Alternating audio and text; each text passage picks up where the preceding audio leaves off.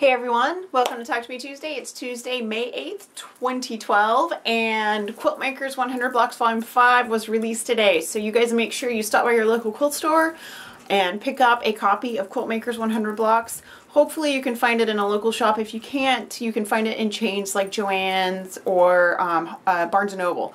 So you guys make sure you find your copy of Quilt Makers 100 Blocks, and be sure and look for May Showers, which is my block, and for my quilts, which I'm going to show you right now. It is Wednesday, February 14th, 2012, and I am coming to you from the past to tell you about this quilt. Probably a couple months ago, I was contacted and asked if I would submit a block for the Quilt Maker 100 block issue that's coming out in May. There's a, they've been doing this for a couple years now. Volume 5 comes out in May. It's a really neat issue. I have all of them so far because, as you know, I'm a fan of one block. I like to be able to take a block and turn it into something else. So anyway, I did submit a block. The block I submitted is called May Showers, and it is this block. So this is a Sunbonnet Sue block. This will be in Volume 5 of Quilt Maker 100 Blocks, which is totally exciting to me. I cannot wait to see it in there. But also, after I submitted the block, I was asked if I might like to share a quilt made using my block. So this is what I did. I made this quilt, which I named 100% Chance of Showers. This is my little Sunbonnet Sue with her umbrella, reaching her hand out to see if it's raining. And you can see that there are raindrops in front of her, but I also included raindrops over her head. And she's just leaving her house. So she walked out the door and is checking to see if it's raining, and it is raining. So 100% chance of showers. I'm very excited about this piece. It's 24 by 24. So it's actually 4 individual blocks that I created to make one quilt. These 2 blocks work together more than I've ever done 2 blocks together like this. Which was really fun. So because there, as you can see, there's some long pieces here, and I wanted to be able to piece long pieces like this together without having any seams. So I did some sort of creative piecing, and I really like the way it came out. I did all the quilting myself. I did free motion in the back here. I've been really practicing that to try to improve my free motion quilting. So I'm really happy with the way it came out. And I made a pretty cool, I think, label for the back, which I'll show you. So here's my label. I ironed this piece of fabric onto freezer paper, and then I put masking tape across the top. I folded half on the front and smoothed it half on the back, and then I trimmed the edges off, and that kept the fabric from peeling apart at the top, which I've had trouble with before on my with my printer. So this is all done, and like I said, today is February the 15th. I will be putting this in the mail to Quilt Maker tomorrow. It is due at the end of next week, so I have to get it mailed like ASAP. So when in February, which is now for me, and in January when I was referring to, I have a big project to do in February. I can't do anything else until this is done. This is the project. I needed to get this quilt done before the end of the month. It is now done. And now I can go work on other things. As you can see, I recorded that some time ago, but I wanted a little record of that quilt before I sent it off. So you can also see that in Quilt Maker, and I'm very excited. I can't wait to hear your feedback and what you guys think of the magazine and my work in the magazine as well. I did announce my winners today for the Quilt Maker drawing. I also announced winner yesterday for the EQ7 drawing, so if you guys entered to win either one of those, make sure you check my blog post. If you won, I emailed you, so just make sure you check your email because there is follow-up required for both of those events. So I loved giving away such awesome prizes, and I have an idea for a new giveaway coming up soon. I'm probably going to give myself a break after my trunk show, so I'm going to wait about a week, and then I'm going to work on a new giveaway that has been kind of brewing in the back of my mind. Speaking of trunk show, my trunk show is this coming Saturday, May 12th. At Honeybee Quilt Store in Austin, Texas. Honeybee is on the corner of Anderson Mill and Pond Springs in Austin. It is extremely close to where I live, so that's my local quilt store. I will be there from 10 a.m. to noon, and I will also be teaching an unfinished paper piecing class from 1 to 4. There are a couple of slots left, so if you're local and you're coming to the show and you'd like to take my class, just give the store a call. I will put the number down in the description, so if you're interested, you can call the store and reserve a spot. Unfinished paper piecing is exactly what it sounds like. You bring an unfinished project of paper piecing to work on. It is not a beginner class, it is not a technique class, it is a more of a work day sort of class, so you bring your stuff, and if you're stuck or you just need a little help or you just need time to sew, you bring your paper piecing and you can work on that. You're welcome to bring anything you want to work on, a new project or an old project, just as long as you keep in mind that it's not my beginner class. I can't wait for the trunk show. I have been working like mad to get stuff done. I'm probably going to take all of next week off just because I've been working 7 days a week. And I'm very excited, but it has been a lot of work. It's going to be great fun, and I do have a couple of little sneak peeks behind me. As you can see, I've got, this is Ready to Play. This is the one of 2 sets that I created that are children's clothing, and these are the sets that, if you remember, All Dolled Up are the dresses where the tops and the bottoms are interchangeable. So you start with 3 base patterns, and that 3 patterns will make 9 outfits. Ready to Play is the same way. These are intended to be more boy-like patterns.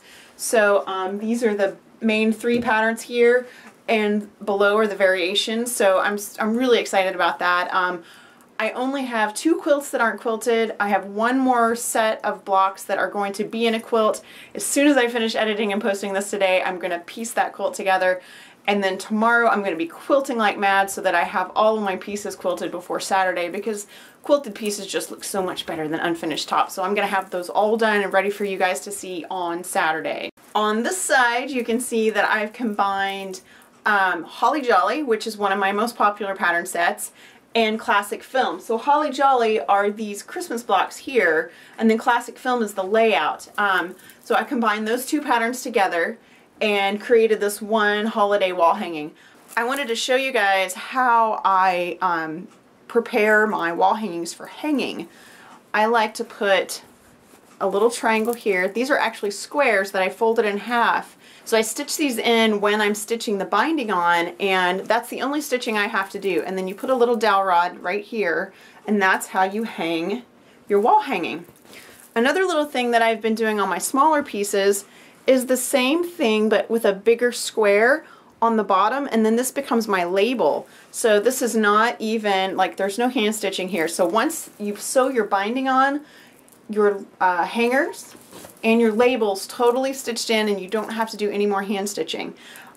That's been a great time saver for me while I'm getting ready for this trunk show, because I've had so many projects to finish up and put binding on and just get them ready to go. Now that I've talked a little about the trunk show, I want to talk about my birthday. My birthday was April 28th, and there's been a lot of craziness that's happened since my birthday and now, and I haven't been able to talk about all the great birthday gifts that I received. So I really wanted to share that. First of all, I'm going to start with what I'm wearing. This lovely handmade bracelet, which is all sewing themed and has buttons and little crystals and whatnot. This was made by my dear friend Margie, and she sent me matching earrings that have a turtle on them because I love turtles. And so I love this. I've been wearing it every day. Thank you, Margie. I really appreciate it.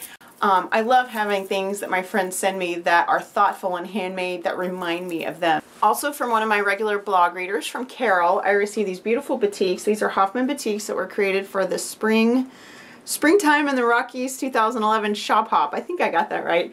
But these are gorgeous batiks, you can see, and blue and green are my favorite colors, so I love these. She did ask me what my colors were, and I didn't know what she was up to, but I am very grateful for the batiks. Thank you very much, Carol. The ever awesome and ever sweet Hard Hat Cat, my friend Kat McGrath, who is a Fandom in Stitches designer, sent me this beautiful owl bag that was made by her craft group, and I believe their name is the Crafty Owls. And these feathers are all articulated, and they've all had a blanket stitch done around them, and they're just gorgeous. They use little calico prints. I made this beautiful owl on this gorgeous upholstered bag. This is my new project bag, so when I've been working on all of these trunk show projects, getting binding done and whatnot, I've been putting them in here so I can take them with me and take them with me in style. My friend Debbie from Honeybee gave me this owl bag, which is embroidered with this gorgeous owl. And this is a smaller project bag, so this is a tiny project bag. And like I told her, projects come in all sizes, and I think this will be great for my embroidery stuff. So I'll probably keep my quilting in the other bag and put my embroidery in here. Now this little bag is not a birthday gift, but it might as well be because I have not been able to show this to you guys. If you watch Alia's video, I believe today, she made a fantastically beautiful bag for Fandom and Stitches for this month's There and Back Again prize. So she donated the May prize for Taba Bomb, and she gave me one too. So she made this gorgeous bag. Check out the embroidery on that. Is that the most amazing thing? And so this is just a tiny little bag, big enough for, like, you know, your cell phone and your keys, and perfect for when you don't need a giant bag or you need a little fandom to take with you. So this craziness is going to be it for me today. You guys, if you are in the Austin area, please come to my trunk show on Saturday. It is 10 to 12, 10 to noon. I'm really nervous. I've never done anything like this before. I've had work in shows before. It's just me and it's just my stuff, so I am a little nervous. I'm getting very close to having everything ready to go, and then I'm going to sleep again. I'm hoping it goes well and that everyone enjoys it, and I will be giving away a quilted piece that I finished and forgot to take a picture of. It is currently hanging at Honeybee Quilt Store. I made an extra block from my May Showers pattern, which is the pattern that is in Quilt Maker, and I quilted that and made a little wall hanging out of it. And I'm going to have a drawing on Saturday of everyone that buys the magazine on Saturday. Their name will be entered in a drawing, and a name will be chosen from that, and they will win the wall hanging, which is May Showers, made by me. So it's a quilted wall hanging made by the designer, and I hope that that is a fun prize. I thought that'd be a fun giveaway, so hopefully it will be well received. So you guys make sure you come by Honeybee Quilt Store Saturday, 10 to noon. So I will see you guys next week. Have a fantastic week. Bye. I showed you guys, no I didn't.